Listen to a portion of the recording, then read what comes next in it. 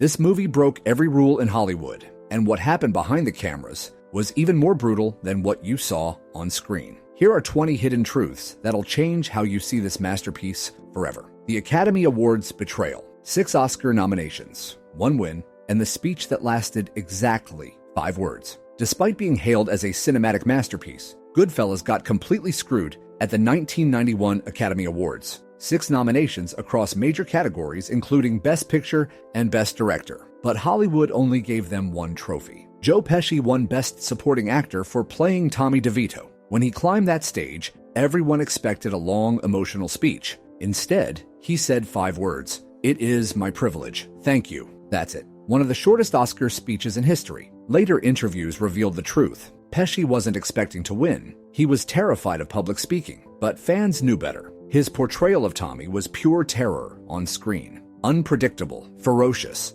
a masterclass in volatility. But that snub was nothing compared to what the real Henry Hill did next. Witness protection disaster. Henry Hill got kicked out of the FBI's Witness Protection Program, and his reason will blow your mind. After testifying against the mob in 1980, Henry was supposed to disappear forever with his wife Karen and their kids. New identities, new lives, complete silence. Henry refused to shut up. He revealed his identity to neighbors constantly, gave interviews to journalists, got arrested multiple times for illegal substance charges. The FBI watched this guy self-destruct for over a decade. By the early 1990s, they'd had enough. Henry was dismissed from the program for being a security risk. His constant public behavior made him a walking target. Did Henry care? Not even close. He wrote books, launched a spaghetti sauce brand called Wise Guy, appeared on TV and radio shows until his death in 2012. The man who was supposed to vanish became more famous after the movie than during his mob days. But here's what the movie never showed you about Henry's marriage.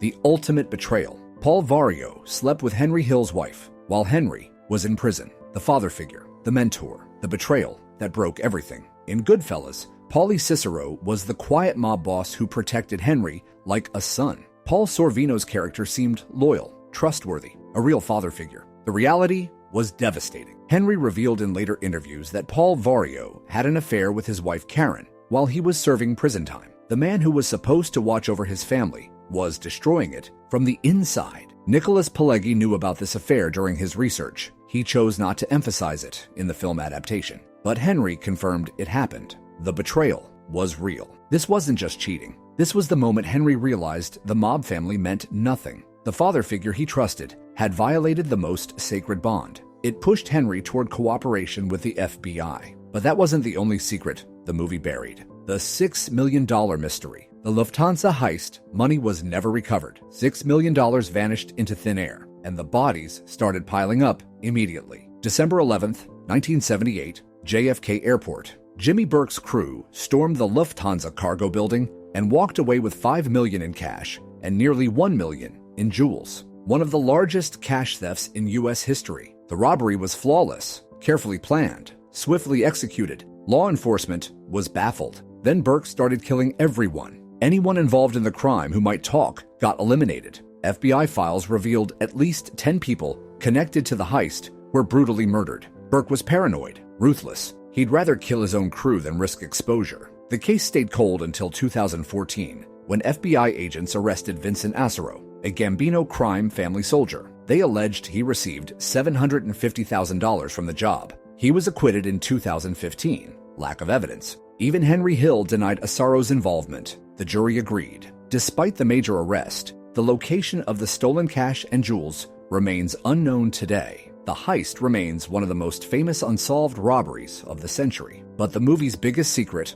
was how they made you feel Henry's breakdown, breaking every film rule. The final helicopter scene broke traditional editing rules on purpose, and the test audiences literally had panic attacks. That chaotic sequence where Henry rushes around feeling paranoid with helicopters overhead, editor Thelma Schoonmaker destroyed conventional Hollywood editing to create that effect. Jump cuts, abrupt music shifts, rapid-fire cross-cutting between scenes, overlapping dialogue and narration. Everything film school teaches you not to do. The goal was total immersion into Henry's substance-induced mental breakdown. The editing had to be as erratic as Hill's mental state. Test audiences found the frenetic pace irritating at first. Schoonmaker took this as a sign to push harder. She tightened the cuts, magnified the chaos, leaned into the discomfort. The result? Audiences got cinematic panic attacks while watching, the exact effect she wanted to achieve. You weren't just watching Henry's breakdown, you were experiencing it. But the real injuries happened off camera. Emergency room drama. Michael Imperioli got rushed to the ER during filming, and the hospital staff thought he'd been shot multiple times. That brutal scene where Spider gets shot by Tommy over a perceived insult, it nearly killed the actor playing Spider in real life. During filming, Michael Imperioli was supposed to fall backward when Tommy shot his character. In one take, he tripped and fell hard into a glass-filled bar area. He severely cut his hand and shattered a glass pitcher. The cut was so bad, he needed immediate medical attention. Here's where it gets crazy. Imperioli was still wearing full blood-drenched makeup from the gunshot scene when he arrived at the emergency room. Hospital staff saw a young man covered in blood with severe hand injuries. They panicked. They thought he'd been shot multiple times. He was rushed to the front of the line before he could explain. No, I'm not shot. I'm an actor. I just cut my hand. Despite needing stitches, Imperioli finished his scenes. That's dedication to the craft. But it wasn't the only time the movie's violence caused problems. The MPAA war. 10 violent scenes had to be cut down to avoid an NC-17 rating, the version that could have killed the movie, in theaters. When Goodfellas was first submitted to the Motion Picture Association of America in 1990, their response was not enthusiastic. The graphic violence was too much. The MPAA threatened an NC-17 rating. That would have been a death sentence. Most theaters won't show NC-17 films. The scenes causing serious problems were the beating and murder of Billy Batts, the execution of Spider, and several close-up gunshots, including the Lufthansa fallout sequence. Martin Scorsese had dealt with the MPAA before on Taxi Driver and Raging Bull. He knew what had to be done. 10 different violent scenarios got trimmed down. The procedure involved shortening the duration of violent moments and reducing their visual impact rather than removing scenes entirely. Despite the controversy, the trimmed version was still raw and intense enough to shock audiences and critics. It received an R rating, allowing for theatrical release. But one of the lead actresses almost walked away from the project entirely. The role she almost refused. Lorraine Bracco nearly turned down playing Karen Hill. She didn't want to be just another mobster's wife standing in the background. When first offered the role,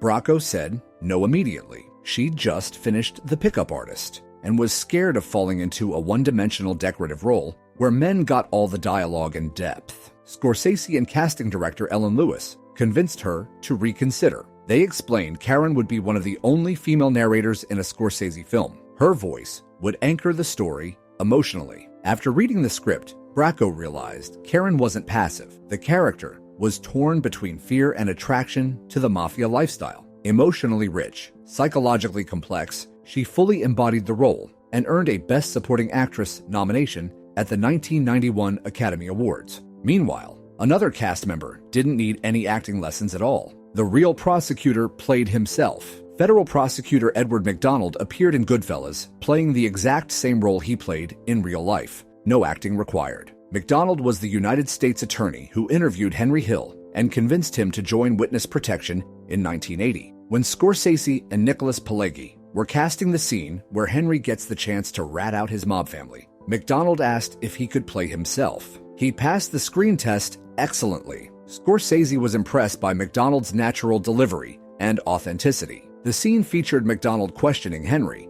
and Karen in the same calm but firm tone he used in real life. He later joked he was one of the few cast members who didn't need acting lessons because he was just doing his job, although this time in front of a camera. This added touches of realism to a movie that already seemed incredibly realistic. It made it difficult to differentiate between fact and fiction in Scorsese's mob masterpiece. But the most brutal scene in the movie was actually toned down from reality. Billy Batts' real beating was worse. The savage murder of Billy Batts in the movie was a near replica of real life, except the real version was more brutal. In Goodfellas, Tommy DeVito gets furious after Batts tells him to go get your shine box and pistol whips him into unconsciousness. The scene was shocking, sudden, violent, realistic. Henry Hill later admitted the movie depiction was almost exactly how it happened in real life, including one detail that defied belief. Tommy DeSimone hit Batts so hard with the pistol that he broke the gun. Hill confirmed this on 60 Minutes and The Howard Stern Show. DeSimone lost complete control. He hit Billy so many times,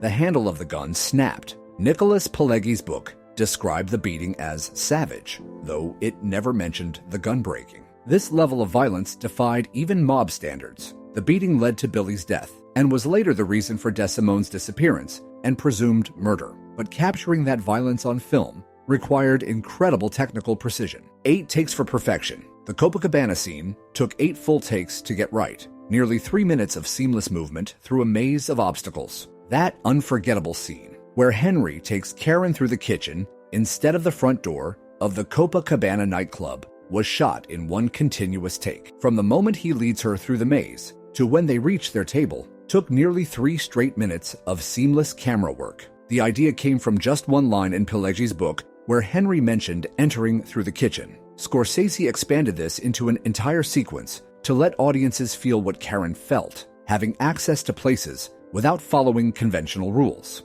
Originally, they planned to use the front door until crowds and equipment blocked it. This accidental limitation became one of the most iconic decisions in movie history. It was incredibly challenging to shoot. Steadicam operator Larry McConkey followed the actors through tight hallways, dodging background performers while ensuring lighting and table setups were perfect. 8 full takes before they got it right. Each time someone missed a line or beat, they had to start from the top. Despite all the hurdles, cinematographer Michael Ballhaus revealed it took just 1 day to complete. The dedication to authenticity went even deeper behind the scenes. Method acting. Obsession. Robert De Niro called Henry Hill multiple times during filming. Ray Liotta listened to FBI surveillance tapes on his drives to set. The level of preparation was borderline obsessive. De Niro contacted the FBI to get special permission to reach out to Henry, even though he was still under federal witness protection. De Niro's goal was capturing every detail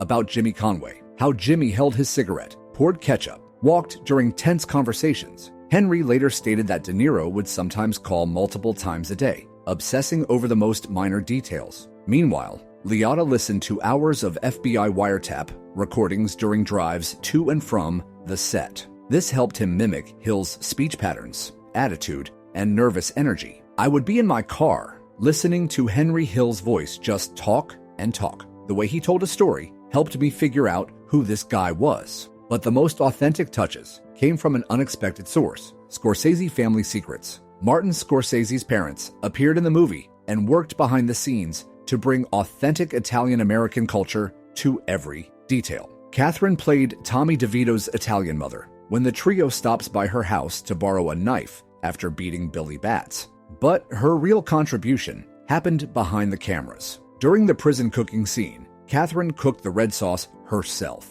Martin didn't trust the catering department to deliver the authentic Italian-American red sauce he grew up with. Charles Scorsese handled the wardrobe details. He starched the actors' shirt collars because Martin wanted the mobster shirts to look exactly like they did in the 1960s and 70s. Scorsese believed in family authenticity over specialized departments, but the biggest contrasts were between the movie characters and their real-life counterparts. The Tommy-sized shock. Joe Pesci's Tommy was 5 feet 4 inches and loud. The real Tommy DeSimone was 6 feet 2 inches and built like a heavyweight boxer. In Goodfellas, Tommy DeVito is depicted as a 5 foot 4 inch bundle of explosive energy, played brilliantly by Joe Pesci. The real Tommy DeSimone was a 6 foot 2 inch giant who weighed over 200 pounds. Even hardened gangsters thought he was completely unhinged due to his complete lack of impulse control. Henry Hill's accounts describe DeSimone as a psychopath with a terrifying temper. He murdered at least 2 men without authorization, which violated mafia rules. He killed Billy Batts in 1970 after the Shine box incident. He's also believed to have murdered Ronald Foxy Girotti because Girotti had slapped his wife's brother in 1979. DeSimone thought he was about to receive full mafia membership. Instead, he disappeared without a trace. His body was never found. His official death declaration wasn't made until 1990, the same year Goodfellas was released. But there was another version of Henry Hill's story that audiences saw first. The comedy version came first. 1 month before Goodfellas hit theaters, audiences saw a comedy version of Henry Hill's story, starring Steve Martin. My Blue Heaven was released in August 1990, written by Nora Ephron, wife of Nicholas Pileggi. The film starred Steve Martin as a flamboyant mobster in witness protection. Ephron and Pileggi worked on their scripts side by side at home. My Blue Heaven made audiences laugh before they were shocked by the depth of his crimes a month later in Goodfellas. Two completely different takes on the same true story, but one of Goodfellas' most memorable scenes came from real-life terror, from real threat to Oscar gold. The funny how scene where Tommy turns a compliment into a terrifying confrontation was completely improvised and based on Joe Pesci's real-life encounter with a mobster. That tension-filled moment where Tommy asks Henry, "Funny how? Like I'm a clown? I amuse you?" wasn't in the original script. Pesci once worked in a restaurant where he casually told a mobster that he was funny. The mobster became serious and took a threatening stance. Pesci shared this story with Scorsese during rehearsal. Scorsese instructed Pesci and Liotta to improvise the moment, letting the tension build naturally. After several run-throughs, Scorsese had the dialogue transcribed word for word. Liotta later admitted he didn't know how Pesci would deliver the lines during filming, which made him think it was a real fight unfolding. All that silence made the loudest statement. But Henry Hill's involvement in the movie went far deeper than most people realize. Henry Hill, the consultant. Despite being in witness protection, the real Henry Hill worked closely with the Goodfellas team and was paid approximately $480,000 as a consultant. The movie was based on Pileggi's 1985 book, Wise Guy, which came from hours of interviews with Henry. He spoke regularly with Robert De Niro to help perfect the Jimmy Conway role. FBI surveillance tapes were made available to Ray Liotta. Despite his secret status, Henry gave interviews, launched his pasta sauce brand, and posed with Liotta in Entertainment Weekly. But there was one crucial difference between the movie Henry and the real Henry, the murder confession bombshell. In Goodfellas, Henry Hill never kills anyone on screen. In real life, Henry claimed he murdered 3 people on direct orders from Paul Vario. Ray Liotta's Henry Hill participates in organized crime but never commits murder. He watches other mobsters kill, but his hands stay clean. The audience accepted this as reality until Henry dropped a shocking revelation in a 2001 Howard Stern interview. He claimed he had murdered 3 people on direct orders from Paul Vario. Henry insisted the murders were part of his role in the Lucchese crime family. He called the killings part of the job. Henry explained that Nicholas Pileggi wasn't told about the murders during the writing of Wise Guy because Henry didn't trust anyone fully. No formal charges ever linked Henry to these murders. His admission came as a complete shock to audiences who thought they knew his story. But the biggest shock came during the movie's first test screening, the 10-minute Exodus. During Goodfellas' first public test screening in 1990, audience members walked out within the first 10 minutes due to extreme violence and pacing. Warner Brothers insiders confirmed that test viewers were stunned by the movie's brutality from the opening scene. When Billy Batts gets stabbed and shot, one Warner Brothers executive turned pale. After this opening scene, many audience members didn't wait to see more. Editor Thelma Schoonmaker later explained that some screenings had people exiting before the plot even unfolded. These reactions served the exact purpose Scorsese had in mind. He admitted he wanted people to be infuriated by the movie. His strategy was shock first, seduce later. This approach wasn't typical Hollywood and could easily be called risky. However, the movie began picking up momentum after scenes were slightly recut. Scorsese's gamble paid off. Goodfellas wasn't just a movie, it was a real-life representation that changed cinema forever.